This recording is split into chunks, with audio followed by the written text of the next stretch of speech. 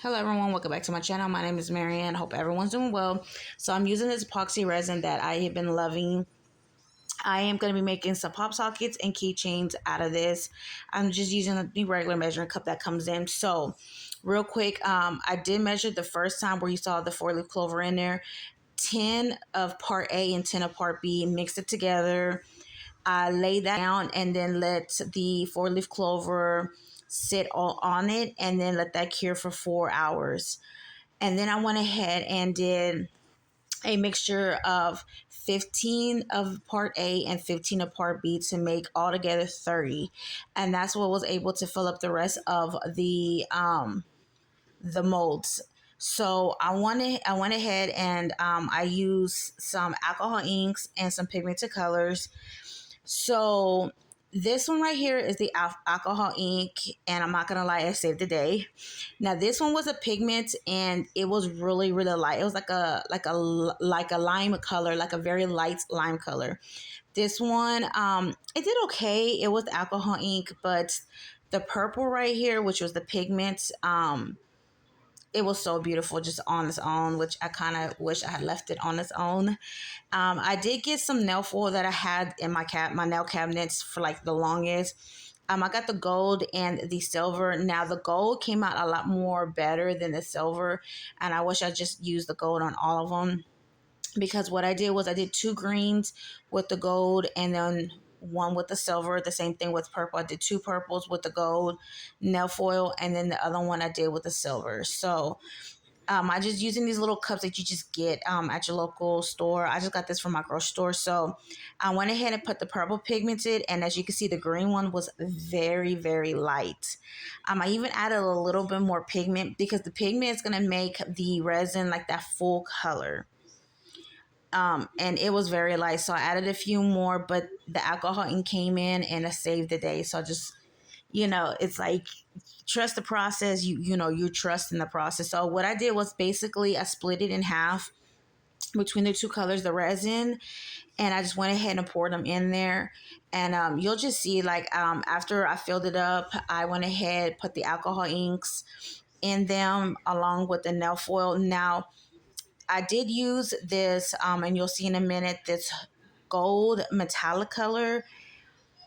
I did not know it was that pigmented when I used it. And sometimes these drops come out really fast. And if you're not quick about it, it will pour out. So, it still came out very beautiful, but it was just, it was like ooey. And then when I used the pearl white alcohol ink, and it's kind of like a metallic kind as well, that splattered everywhere, which I went ahead and just took that out of the out of the video.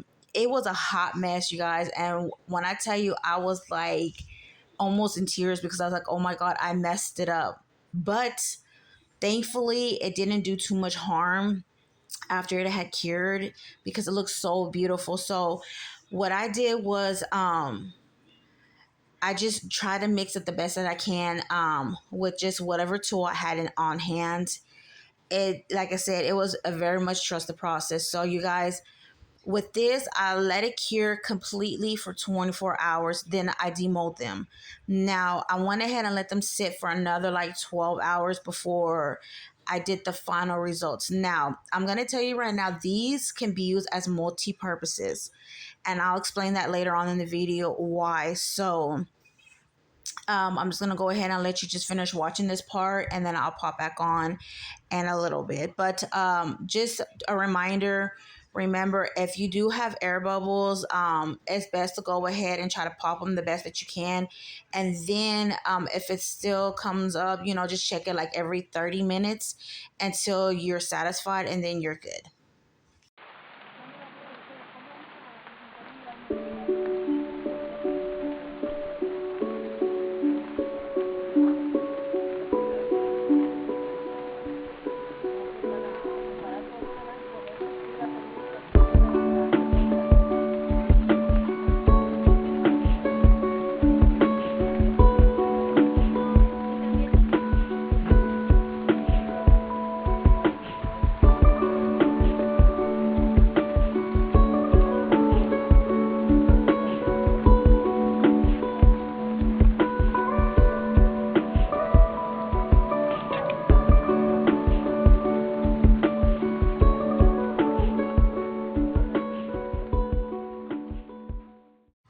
Okay, so in this part, I'm gonna go ahead and show you how I did the top coat for it.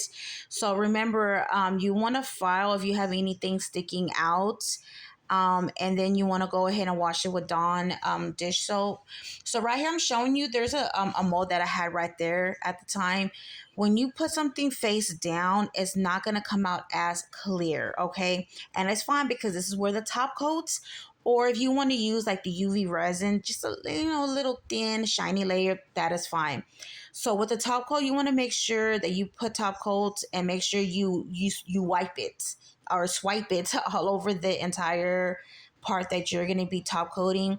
Now, I have learned from experience it's best to put a very good thick layer of top coat on, just because that way when you go to like right here where I'm showing you, I kind of like fluttered it very lightly above it, so that you won't leave any streaks. And this is the back where that gold was at.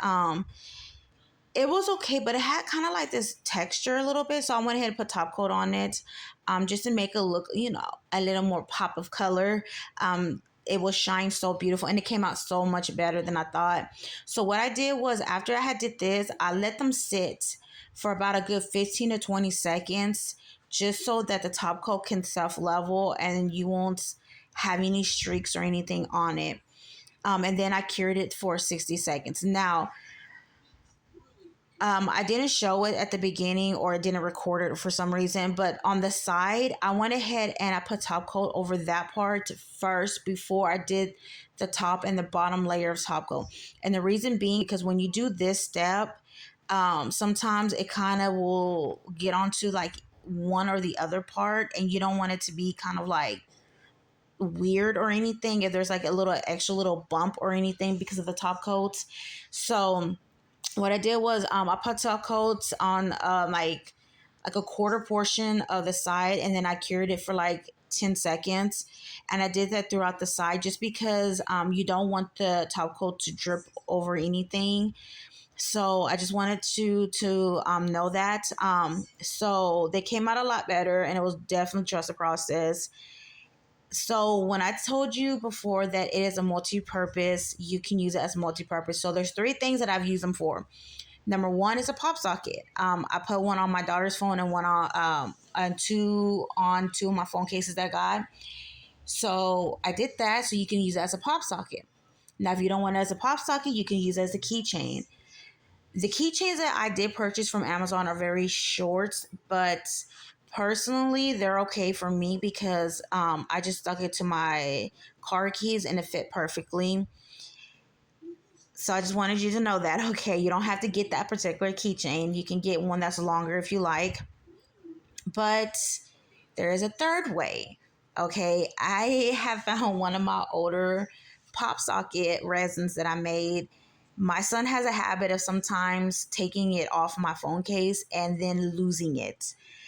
So when I tell you I found it weeks later, I was like, you know what? I don't want to go to waste. So let's figure out what we can do. And I stuck it on the back of my wallet, or on one of the sides of my wallet. So you can actually put like an adhesive over it, and you can stick it on anything you want. You can stick it on your mirror. You can stick it on, your tablet, your laptop. I mean, you can stick it on your books, whatever you want to stick something on, like as like a little charm, or just, something cute, or or decorative piece. You can do that with it. So this is where I'm showing you at right now. And yeah, it came out, like I said, you can do it as multi-purposes. So I will definitely be selling some eventually, but for now, like I said, I was just making them because St. Patty's is coming up. But yep, I hope you enjoyed this video, and don't forget to comment if you have any advice or just a comment in general. And don't forget to subscribe, and I'll see you in the next video. Bye.